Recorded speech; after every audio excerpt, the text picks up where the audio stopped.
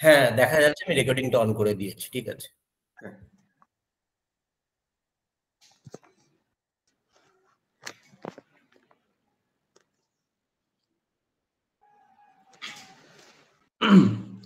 আচ্ছা, আজকে ভগবদ গীতা আলোচনার পূর্বে আমরা একটু ভগবদ গীতার মঙ্গলচরণটি পাঠ করে নিই। ওম পার্থায় প্রতিবধিতং ভগবতা নারায়ণেন স্বয়ং ব্যাসেন গ্রথিতং পুরাণ মুনিনা মধ্যে মহাভারতম আদ্বৈতামৃতবর্ষিণীম ভগবতীম অষ্টাদশাধ্যায়িনীম অমৃতম মনুষন্দধামি ভগবদ্গীতে ভগবদ্দেশিনী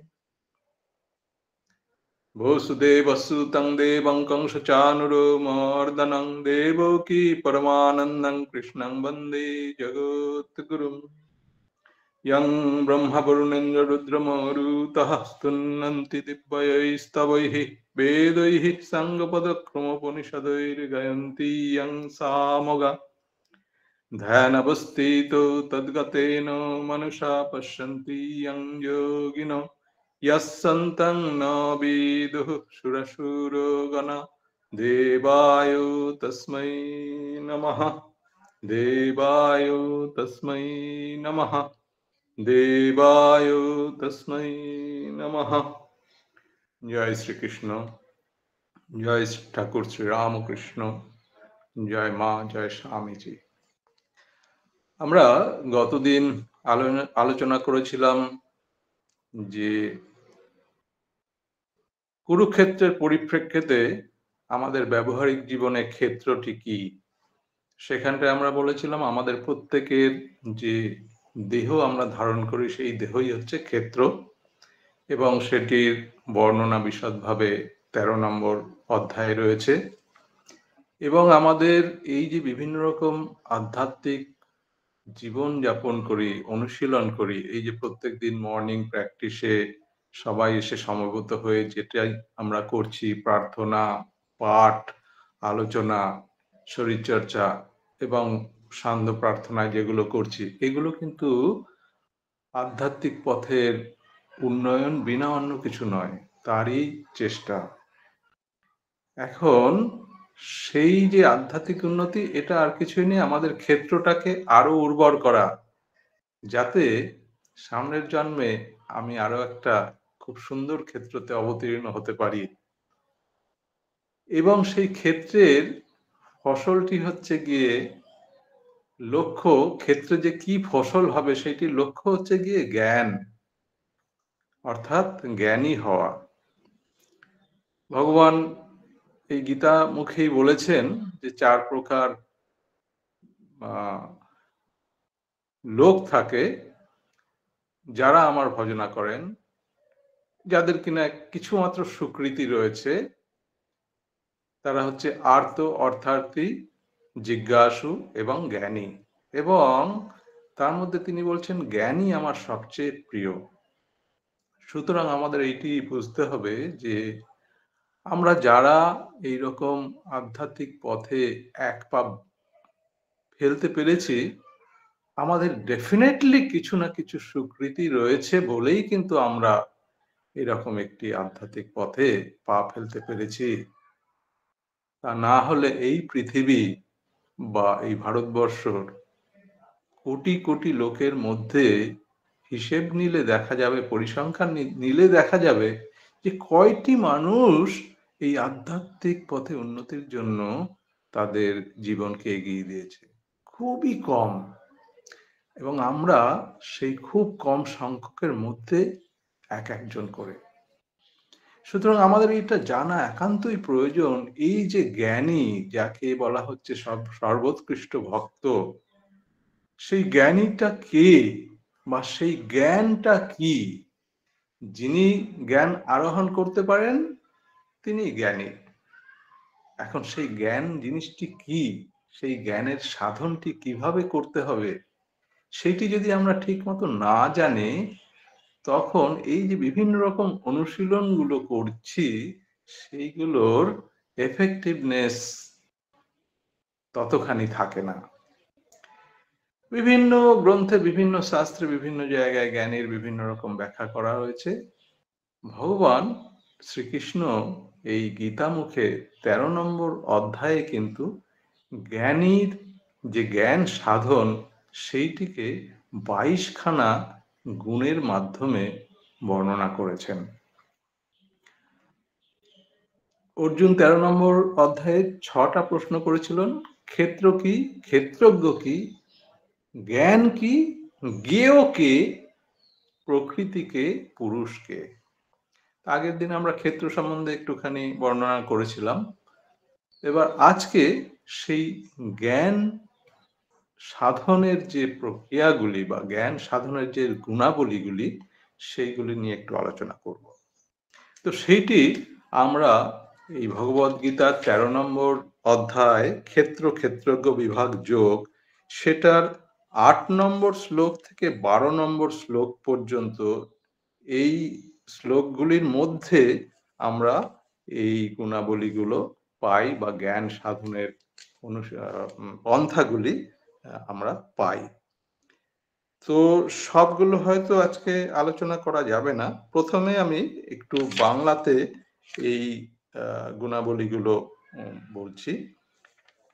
সেটা বলছে যে উৎকর্ষ সত্ত্বেও আত্মশ্লাঘারহিত্য, দম্ভ শূন্যতা, প্রাণী পীড়নে অনিচ্ছা বা অহিংসা, ক্ষমা, সরলতা, গুরু সেবা, বহির অন্তঃ শৌচ, মোক্ষ মার্গে স্থিরতা, স্বাভাবিক প্রবৃত্তিতে সংযত করে সন্মার্গে পরিচালনা, ইন্দ্রিয় ভোগ্য বস্তুতে বিরক্তি, অভিমান শূন্যতা, জন্ম মৃত্যু জরা ও ব্যাধিরূপ দুঃখে পুনঃ পুনঃ দোষ দর্শন, বিষয়ে অনাসক্তি, স্ত্রী পুত্র ও গৃহাদিতে মমত্বের অভাব, শুভ অশুভ প্রাপ্তিতে সদা চিত্তের সাম্যভাব, ভগবানই একমাত্র গতি এই নিশ্চিত বুদ্ধির দ্বারা আমাতে অচলা ভক্তি, নির্জন স্থানে বাস, প্রাকৃত জনের সংসর্গ ত্যাগ, আত্ম অনাত্ম বিবেক জ্ঞান এবং সেই জ্ঞানে নিষ্ঠা এবং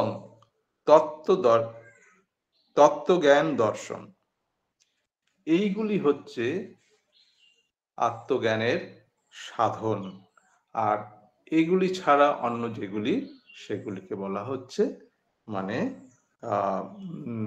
জ্ঞানের সঠিক পন্থা নয়।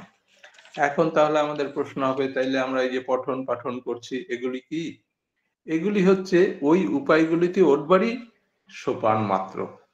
এই পঠন পাঠন অনুশীলন শরীরচর্চা এর মাধ্যমে আমরা কিন্তু এই যে 22টি সাধন প্রক্রিয়া বলা হলো সেখানটাই উপনীত হচ্ছি। সুতরাং এগুলিও তার মধ্যেই অঙ্গীভূত। এবার আমি 8 নম্বর শ্লোকটা একটু সংস্কৃতে পড়ছি। যাদের কাছে ভগবদ গীতা রয়েছে বর্তমানে তারা সেটা খুলে দেখতে পারেন। এটা 13 নম্বর অধ্যায়ের 8 নম্বর শ্লোক। প্রথম শব্দটি বলছেন অমানিত্যম, অদম্ভিত্তম, অহিংসা, ক্ষান্তি, আর্জবম। পাঁচখানি পদ্ধতি এখানে বলা হলো। প্রথমটি বলছে অমানিত্যম। তাহলে অমানিত্যম জিনিসটি কি? আমরা শ্রী চৈতন্যদেবের তিনি একটি শেষ জীবনে যে শ্লোকগুলো লিখেছিলেন তার মধ্যে একটি শ্লোকের মধ্যে আমরা এই শব্দটি পাই, অমানিকে মান দেনা, যে অমানি তাকে মান দেনা। আবার এখানটায় আমরা পাচ্ছি অমানিত্যম। অমানিত্যম মানে এই নয় যে অমানি ভাবে থাকো। অমানিটা তো একটা বিপরীতার্থক শব্দ, যার মান নেই না, সেইটি নয়। অমানিত্যম কথাটির অর্থ যে আমি মানি লোক, তবুও আমি এমন ভাবে থাকবো যে সেই মানের জন্য আমার বিন্দু মাত্র যেন আত্ম অহংকার না থাকে। এই কিছুক্ষণ আগেই অনিশ যে পাঠ করছিল এবং সেখানটায় বর্ণনা করছিল বিবেকানন্দের চরিত্র, সেখানটায় বিবেকানন্দ যেখানটায় গিয়েছেন কোনো সময়ই তার বংশ গৌরব বা তার নিজের গৌরব সম্বন্ধে কোনো সময় সেটাকে হাইলাইট করেননি উপযাচক হয়ে, এবং সেটাকে হাইলাইট করা মানে তিনি বলেছেন অন্যদেরকে ছোট করা। এই যে জিনিসটি, এইটি হচ্ছে গিয়ে অমানিত্যম।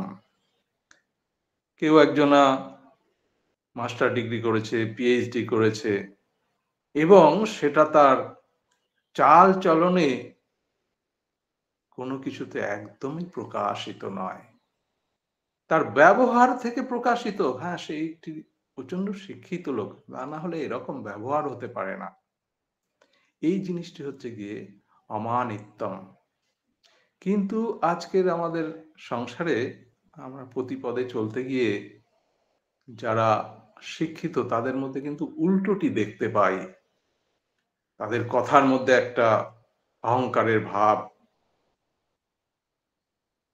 পরিষ্কারভাবে তারা প্রকাশ করতে যায় কতখানি তারা পুঁথিগত শিক্ষায় শিক্ষিত হয়েছে, কতগুলি ডিগ্রি পেয়েছে, তার কতগুলো বাড়ি রয়েছে, গাড়ি রয়েছে, তার আত্মীয় কোন কোন উঁচু স্থানে রয়েছে। প্রত্যেক মুহূর্তেই কিন্তু এরকম চরিত্রের সঙ্গে আমরা সম্মুখীন হই। তো আধ্যাত্মিক পথে অগ্রসর হওয়ার ওইটি কিন্তু একটা বাধা বা বিঘ্ন। সুতরাং এই আধ্যাত্মিক জ্ঞানে উন্নীত হতে গেলে অমানিত্যমটি অর্জন করতে হবে। কারুর কারুর ক্ষেত্রে এটি চলে আসে জন্ম অনুসারেই, এবং সেটিও তার পূর্ব স্বীকৃতি অনুসারেই, তার সেরকম বংশে জন্ম হয়েছে, সেরকম পরিবেশে জন্ম হয়েছে বলে সেটি তিনি পাচ্ছেন। বাকিদের কিন্তু এইটি অনুশীলন করা দরকার। তাহলে সেই অনুশীলন কি খুব কঠিন? না, খুব কঠিন নয়। কেন কঠিন নয়? তার উপায়গুলো পরবর্তী শ্লোকের যে শব্দগুলো তার মধ্যে বলা রয়েছে। অমানিত্যম অদম্ভিত্তম, অদম্ভ, এইটি আমরা যদি প্রত্যেক মুহূর্তে অভ্যাস করি তাহলে অমানিত্যমটা অটোমেটিক্যালি চলে আসবে। অদম্ভিত্তম, আমার মধ্যে দম্ভ থাকবে না। আছে আমার অনেক কিছু, অর্জন করেছি অনেক কিছু, কিন্তু সেটা নিয়ে কোনো আমার দম্ভ নেই। এবং সেই অদম্ভের ভাবটা প্রতি মুহূর্তে তখনই আসতে পারে যখন কিনা আমার অর্জিত বস্তুকে আমি একটি উচ্চ শক্তিশালীর চরণে সমর্পণ করে দিতে পারি। সেই উচ্চ শক্তিশালীটি কে? তিনি আমার গুরু, তিনি আমার ঈশ্বর, তিনি আমার উপাসক। তো যাই কিছু অর্জন করছি, যাই কিছু পাচ্ছি, যাই কিছু আমি মেইনটেইন করছি, সেগুলোকে যদি অন্তরে অন্তরে এরকম একটি উচ্চ আদর্শের চরণে সমর্পিত করে দিতে পারি, তখন কিন্তু দেখা যায় এই দম্ভের ভাবটা থাকে না। আর সেই দম্ভের ভাবটা যখনই না থাকে, সেখান থেকে অমানিত্যম জিনিসটি সাবলীল ক্রমেই তৈরি হয়ে যায়। তো এই দুটি জিনিস কিন্তু খুব উৎকৃষ্ট জিনিস আমাদের জ্ঞানী হবার জন্য বা জ্ঞান পথে উন্নীত হওয়ার জন্য। তৃতীয় যে সাধনটির কথা বলছেন সেটি হচ্ছে অহিংসা। অহিংসা কি? অন্যের প্রতি পরশ্রী কাতরতা আমাদের থাকবে না, বা অন্য কেউ একটা অ্যাকোয়ার করলো সেটি আমাকে করতেই হবে, না হলে হবে না, এই যে মনোভাব, সেটি থেকে মানে হিংসার মনোভাবটা তৈরি হয়। সুতরাং এই জ্ঞান পথে অগ্রসর হতে গেলে আমাদের মধ্যে অহিংসার ভাবটা থাকতে হবে। আর কি? ক্ষান্তির আর্জবম। ক্ষান্তি কথাটির অর্থ হচ্ছে গিয়ে ক্ষমা। আমরা মা দুর্গার স্তুতিতেও সেখানটায় বলে থাকি যে মা আমাদের ক্ষান্তি দান করো। তো ক্ষান্তির ভাব হচ্ছে ক্ষমা। তো সেই ক্ষমার ভাবটি যখন থাকবে তখন কিন্তু দেখা যায় এইটি আমাকে সাহায্য করে পিছনের যে তিনখানি শব্দ বললাম, অদম্ভিত্তম, অনামিত্তম, অহিংসা। যখন আমার মধ্যে ক্ষমার ভাবটা আর কি মুহূর্তে মুহূর্তে বিরাজ করবে, তখন ওই গুণাবলীগুলো তৈরি হতে সাহায্য হয়ে যায়। তাহলে এখন কথা হচ্ছে যে, যে যা অন্যায় করে যাবে আমি সবকিছু ক্ষমা করে যাব? একটা জিনিস মনে রাখতে হয় যে এই অহিংসা বা ক্ষমা বা যেকোনো উচ্চ গুণাবলীগুলো, এগুলো একটা বহিরাঙ্গ থাকে আর একটা অন্তরঙ্গ থাকে। তো বেশিরভাগ সময়ই আমরা বহিরাঙ্গর জিনিসটিকেই ধরে নিই যে ওইটি হচ্ছে গিয়ে ক্ষমা। ক্ষমা এবং অহিংসা এগুলো হচ্ছে একটা ভাব মাত্র।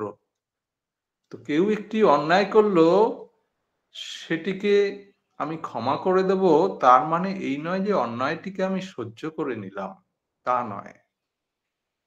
ক্ষমা হচ্ছে যে হ্যাঁ, তুমি অন্যায়টা করেছো, কিন্তু তার জন্য এই ভুলটা তুমি জানতে বা অজান্তে করে ফেলেছো, আমি তোমাকে ক্ষমা করে দিলাম। কিন্তু তাকে সঠিক পথ দর্শন করানোটাও আমার সেই ক্ষমা করবার সঙ্গে সঙ্গে আমার উচিত। বারবার বারবার সে বারবার ভুল করছে, বারবার তাকে সঠিক পথে নিয়ে আসার জন্য আমার যে প্রয়াস, সেই প্রয়াসটা আমার থাকতে হবে।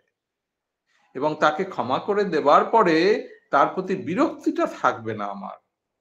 তার প্রতি থাকবে আমার ভালোবাসা, তার প্রতি থাকবে আমার মিত্রতা তৈরি করবার ভাব। কিন্তু যতক্ষণ পর্যন্ত সে কিনা ওই যোগ্যতায় উঠছে, ততক্ষণ তার সঙ্গে আমি মিত্রতা করছি না।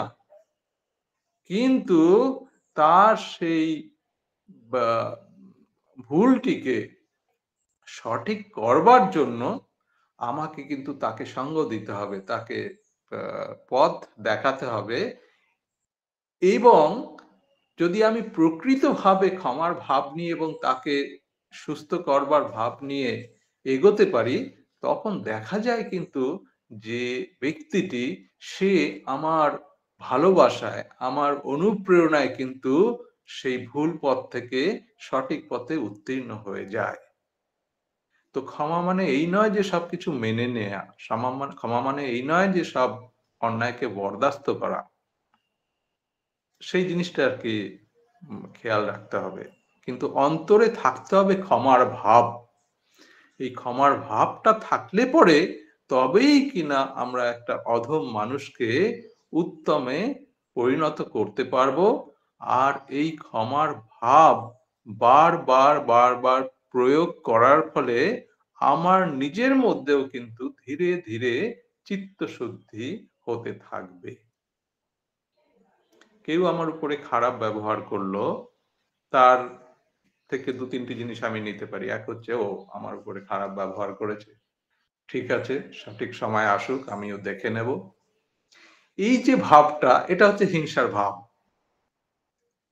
আর ২ নম্বর, ঠিক আছে, ওর পরিপ্রেক্ষিতে ওই ব্যবহারটা আমাকে করেছে।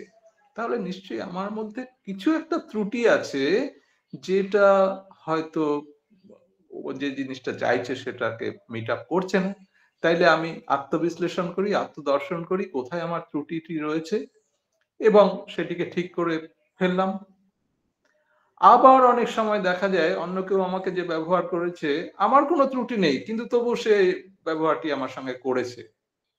সেক্ষেত্রে আমার কোনো রাগ হবার কোনো কারণ নেই, হিংসা করবার কোনো কারণ নেই। ও আমাকে ঠিকমতো বুঝতে পারেনি, তাই ব্যবহারটি করেছে। যখন ও আমাকে ঠিকমতো বুঝতে পারবে, তখন তো আর এইটা করবে না। এই যে চিন্তাধারাটা মনের মধ্যে আরকি লালন পালন করা, এই ভাবটা থেকেই কিন্তু মানুষের মধ্যে ক্ষমার ভাব আসতে পারে, অহিংসার ভাব আসতে পারে। আচ্ছা, আমি ঠিক সময় দেখছি না যে কতটা সময় যাচ্ছে। কেউ একটু আমাকে কাইন্ডলি অ্যালার্ম করে দেবেন। তাহলে তার ১-২ মিনিটের মধ্যে আমি আরকি থেমে যেতে পারবো। তো এই জ্ঞান সাধনের পথে এই জিনিসগুলো শুধু প্রয়োজনীয় নয়, শুধু গুরুত্বপূর্ণ নয়, যারা এই জিনিসগুলো সাধন করতে থাকবেন বুঝতে পারবেন যে একটির সঙ্গে আরেকটি অঙ্গাঙ্গিভাবে জড়িত। যখনই আমার ক্ষমা গুণের উৎকৃষ্টতা হয়, অহিংসা গুণের উৎকৃষ্টতা হয়, অদম্ভিত্ব অটোমেটিক চলে আসবে, অমানিত্যমও ধীরে ধীরে তৈরি হতে থাকবে।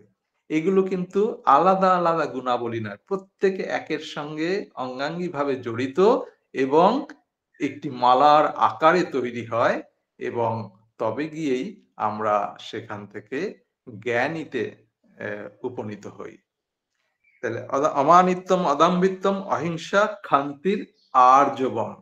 আর্জবম কথাটির বাংলা অর্থ হচ্ছে সরলতা। এই জিনিসটি কিন্তু আজকের যুগে আমরা অনেক ক্ষেত্রেই এর ব্যতিক্রম দেখতে পাই। মানুষের মধ্যে সরলতার অভাব। সরলতার অভাব বলতে আমি মুখে যেটা বলছি, আমার মনের কথা আর মুখের কথা এক নয়। মন মুখ এক হলেও আমি তার যে প্রতিক্রিয়াটা করছি সেটা মন মুখের সঙ্গে মিলছে না। সেখানটাই আমরা সরলতা থেকে কুটিলতা বা অসরলতার মাঝে পর্যবসিত হই। তো এই সরলতাটাও কিন্তু আমাদের অনুশীলন করতে হয়। ছোট ছোট ছোট ছোট জিনিসের ক্ষেত্রে অনুশীলন করতে করতে বড় বড় ক্ষেত্রেও আমরা নিজেদেরকে সরলভাবে প্রকাশ করতে পারি। একটি প্রতিবন্ধক হয় এই সরলতা অনুশীলন করতে গিয়ে, ব্যবহারিক জীবনে, আধুনিক জীবনে অনেক অনেক সময় আমরা অপরের কাছে যেন একটা বোকা প্রতিপন্ন হই। এই বোকার মতো কথা বললো, বোকার মতো কাজ করলো। কিন্তু তারা সেই বোকার পশ্চাতে দেখে না এই লোকটির সরলতা। হোক, অন্যের কাছে একটু বোকা প্রতিপন্ন হতে ক্ষতি নেই, যতখানি না উপকারিতা এই সরলতাটা অর্জন করতে পারলে। তো এই মন মুখ এক করাটা কি জিনিস? কারোর একটা দোষ দেখছি, তাহলে সরলতা হচ্ছে সেইটি, সেই দোষটা যদি তাকে আমি প্রকাশ করে বলতে পারি। এখন সেই দোষ প্রকাশ করাটা কিন্তু একটা দুরূহ কাজ, কিন্তু সেই দুরূহ কাজটাও খুব সরল কাজে পরিণত হয়ে যায় যদি আমি ওটা ঠিক সময়ে, ঠিকভাবে, ঠিক ঠিক শব্দ প্রয়োগ করে ওই জিনিসটি উপস্থাপনা করতে পারি। কেউ একটা কিছু পাঠ করলো এবং সেই পাঠের মধ্যে তার ব্যাখ্যাটার একটা ভুল ছিল। পরে কোনো একটা সময় ধরে তাকে একটা ফোন করে বললাম যে, বাবু তুমি ওই পাঠটা করেছিলে, খুবই ভালো ছিল। কিন্তু জানো কি, আমি অমুক জায়গায় এই জিনিসটি শুনেছিলাম বা এইটা দেখেছিলাম, সেখানে কিন্তু এইটার ব্যাখ্যাটা এইভাবে করা হয়েছিল। কিন্তু তুমি যে ব্যাখ্যাটা করলে ওটা এইভাবে করলে, তা আমার মনে হলো যে এইটা তোমাকে একটু আ আ জানাই। এইভাবে যে জিনিসটা আমি প্রকাশ করলাম, এক্ষেত্রে কিন্তু আমি তাকে আমি আক্রমণ করলাম না। তাকে আমি অনুৎসাহ করছি না। কিন্তু একটি সত্যকে তার কাছে আমি উপস্থাপনা করে দিচ্ছি। কিন্তু একই জিনিস আরেকটা লোক পাঠ করার শেষেই, না, না আপনি ওইটা বলছিলেন ওটা তো ঠিক নয়। এই যে সরলতা মানে এই নয় যে যেভাবে ইচ্ছা আমি একটা জিনিস কমিউনিকেট করে দিলাম, নো। সরল হয়েও তোমাকে এমনভাবে তোমার ব্যবহার করতে হবে, কথা বলতে হবে যে সেইটি যেন প্রকৃত সত্যটা অন্যের কাছে পৌঁছে যায়। কিন্তু সেখানটায় মনের ভিতরে দম্ভত্ব থাকবে না বা অন্যকে আঘাত করবার স্পৃহাটা থাকবে না। যদি সেইটি করা যায়, তবে আমি নিজের অভিজ্ঞতাতে দেখেছি সরলতাটাও আমাদের জীবনে পালন করা যায়। আর সরলতা বা আর্জবমটি যদি পদে পদে পদে পদে পালন করা যায়, তার থেকে কিছু কিছু ব্যবহারিক জীবনে সুবিধা আসে।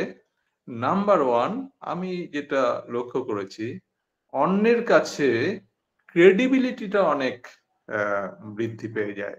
লোকে ভরসা পায়, প্রচন্ড ভরসা পায়। আর যাই হোক, ওই লোকটা কূট নয়, ওই লোকটা অসরল নয়, ওই লোকটা আমাকে কোনো সময় বিপদে ফেলবে না, এই জিনিসটি কিন্তু তৈরি হয়। আর এই জিনিসটি যখন একটা লোক অন্যের কাছে তৈরি করতে পারে, তখন সেই লোকটির চলবার পথটাও কিন্তু অনেক সুগম হয়ে যায়। কারণ নিউটনের থার্ড ল অনুসারে সেও অন্যকে ভরসা করতে পারে, সেও তার আপদ বিপদে অন্যের কাছে একটা সাহায্য চাইতে পারে, সেও অন্য মানুষকে একটা খুব সহজেই উপকার করে দিতে পারে। এইবার কিছু কিছু ব্যতিক্রম তো থাকবেই সংসারে, যারা তমগুণ সম্পন্ন আর কি, যাদের বুদ্ধিটাই তমগুণের বুদ্ধি, তারা জ্ঞানীকেও ভুল বোঝে। তো তাদের জন্য জ্ঞানীকে আর কি তার গুণাবলী থেকে সরে থাকবার কোন রকম প্রয়োজন থাকে না বা মনে করি না। ঠিক আছে? তো এই জিনিসগুলো এই সেশনেই না, এর পরে কিন্তু যাদের যাদের কাছে ভগবত গীতা আছে তাদেরকে একটু এই জিনিসগুলো দেখা দরকার।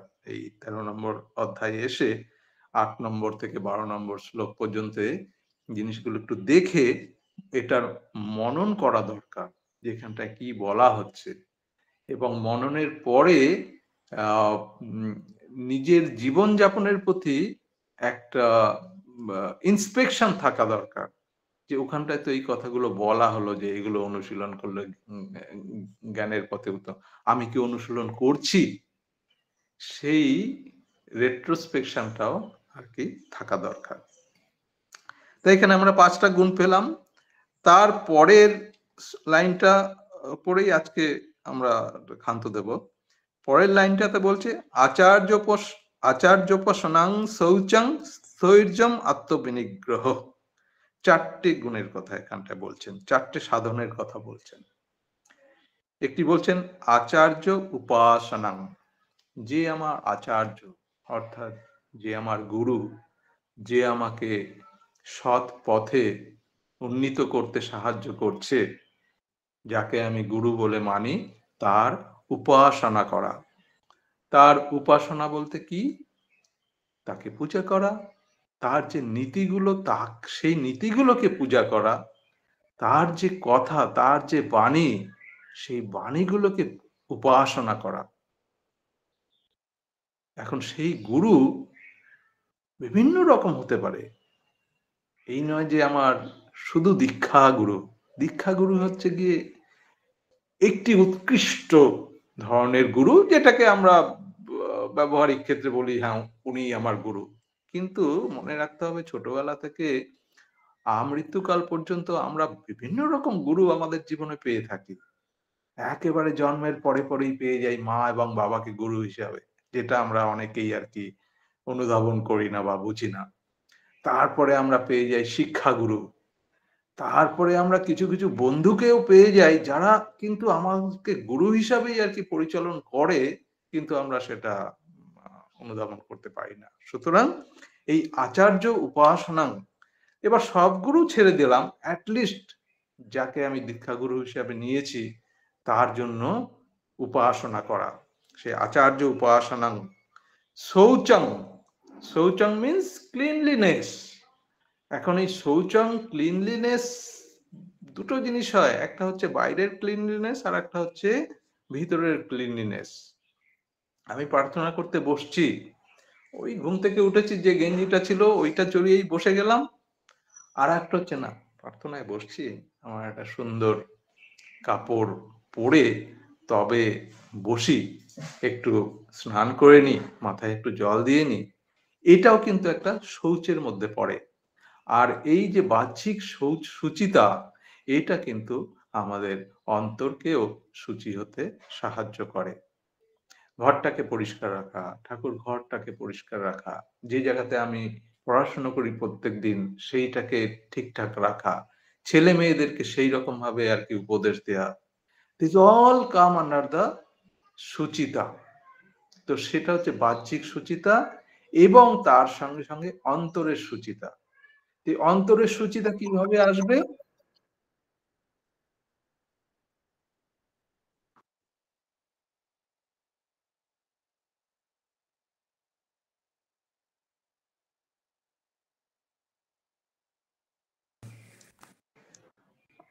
ওকে, সরি। তো এই যে অন্তরের সুচিতাটা কোথা থেকে আসবে? সেইটি কিন্তু আসবে এই উপরের যে ৫ খানা গুণাবলীর বা সাধন প্রণালীর কথা আমরা বর্ণনা করছিলাম। অমানিত্যম, অদম্ভিত্যম, অহিংসা, ক্ষান্তির, আর্জবম, ওইগুলো পালন করতে থাকলে অটোমেটিক অন্তরের সুচিতাটা চলে আসবে। ওটার জন্য আলাদাভাবে এফর্ট দরকার হয় না। অটোমেটিক ওইগুলো চলে আসতে বাধ্য। কিন্তু বাহ্যিক সুচিতাটা কিন্তু অনুশীলন করতে হবে। ১ম এট লিস্ট। তারপরে একটা সময় সেটা অভ্যাসে পরিণত হয়ে যাবে। আর কি? স্থৈর্যম, আত্মবিনিগ্রহ।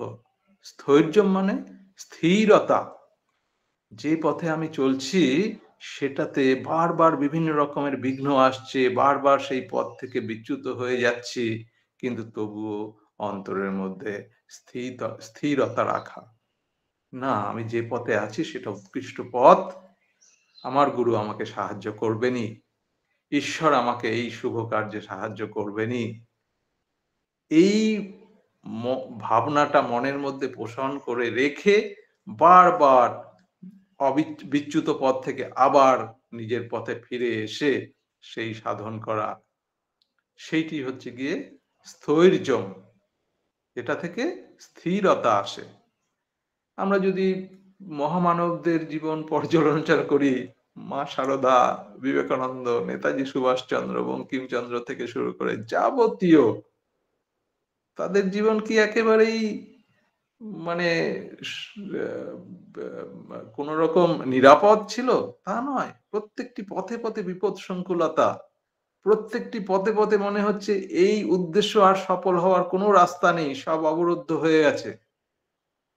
তারা কিন্তু স্থির থেকেছেন, অটল থেকেছেন তাদের উদ্দেশ্যে, তাদের লক্ষ্যে পৌঁছবার জন্য, এবং তার জন্য তারা বিশ্বাস রেখেছেন তাদের যে ঈশ্বরের উপরে বা গুরুর উপরে। তো এইটি হচ্ছে স্থৈর্যম। তো জ্ঞানের পথে উন্নীত হতে গেলে এই স্থৈর্যম জিনিসটি প্রচন্ড প্রচন্ড ভাবে দরকার। আর হচ্ছে কি আত্মবিনিগ্রহ, নিজেকে লালন পালন করা, কন্ট্রোল, সেলফ কন্ট্রোল। অনেক রকম মোহ থাকবে আশেপাশে, অনেক রকম লোভ থাকবে, অনেক রকম অলসতা থাকবে। সেগুলো সত্ত্বেও বারবার ওই যে একটু আগে বললাম রেট্রোস্পেকশন বা ইন্সপেকশন, নিজের দিকে তাকাতে হবে যে আমি কি এটার মধ্যে যে যে যে জিনিসটা ব্রতটা পালন করছিলাম সেইটা কি ধরে রাখতে পারছি কি পারছি না। পারছি না হলেই ওটাকে আবার নিয়ে এসে ব্রতের বাউন্ডারির মধ্যে ফেলে দেয়া। এই যেটি হচ্ছে গিয়ে আত্মবিনিগ্রহ বা আত্মধ্যান। তো এইখানটায় আমরা আজকে ৯ খানি জ্ঞান সাধনের পন্থা আলোচনা করলাম। আবার আমরা সামনের দিনে এইটি কন্টিনিউ করব। কিন্তু এইটিকে আরো ভালো মতো মনের মধ্যে অনুধাবন করবার জন্য এই শ্লোকটা কিন্তু বারবার একটু দেখতে হবে। গীতা খুলে বারবার একটু এই জিনিসগুলো দেখলে পরে আরো ভালো মতো বোঝা যাবে। ঠিক আছে? এটি করেই আমি আজকের আলোচনা শেষ করছি। আমি একটু গীতা মাহাত্ম্য পাঠ করবার পরে আরো কিছু যদি কোশ্চেন আনসার থাকে আলোচনা করব। গীতা মে হৃদয়ং পার্থ, গীতা মে শরমুত্তমম, গীতা মে জ্ঞানমাত্তুগ্রং, গীতা মে জ্ঞানমাব্বায়ম, গীতা মে চোত্তমম স্থানং, গীতা মে পরমং পদম, গীতা মে পরমং গুহ্যং, গীতা মে পরমং গুরুঃ, গীতাশ্রয়ে অহং তিষ্ঠামি, গীতা মে পরমং গৃহং, গীতা জ্ঞানং সমাশ্রিত্য ত্রিলোকান পলয়ম্মহম, गीता मे परमा विद्या ब्रह्मरूपा न संशयः अर्धमात्रक्षरा नित्यं निर्वाच्यो पदात्मिका गीता नमामि वक्ष्यामि गुच्छामि श्रीनुपन्नव कीर्तनात् सर्वपापानि विलयं यन्ति तत्क्षणात् गंगा गीता च सवित्री सीता सत्यपतिव्रता ब्रह्मबोली ब्रह्मविद्या त्रिशन्द मुक्ति गेहिनी अर्धमात्रा चितानंद भवाग्नि भ्रांतिनाशिनी वेदोत्रयी परानंद तत्तार्थ ज्ञानमंजरी इत्येतानि जपन्नित्यं नरनिश्चलमानस ज्ञानसिद्धिं लभन्नित्यं तथान्ते परमं पदम् ओम तत्सत ओम तत्सत ओम तत्सत।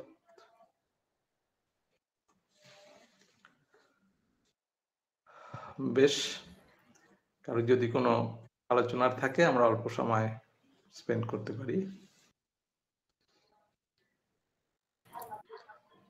মনে হচ্ছে কোনো প্রশ্ন নেই। নিবাবুকে নমস্কার এবং অসংখ্য ধন্যবাদ এত সুন্দর একটা আলোচনা করার জন্য। আমরা আবার পরের সপ্তাহে মিলিত হব। আজকে আমাদের অনুষ্ঠান এখানেই শেষ হলো। ওম শান্তি শান্তি শান্তি হরি ওম তৎসৎ শ্রীরামকৃষ্ণায় অর্পণমস্তু।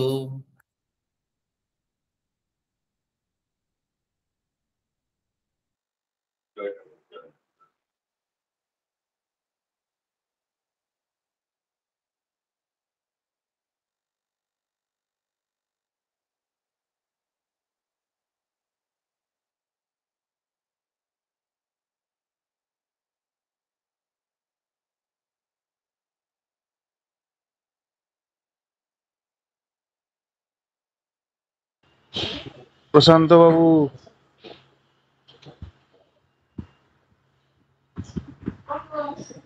প্রশান্ত বাবু।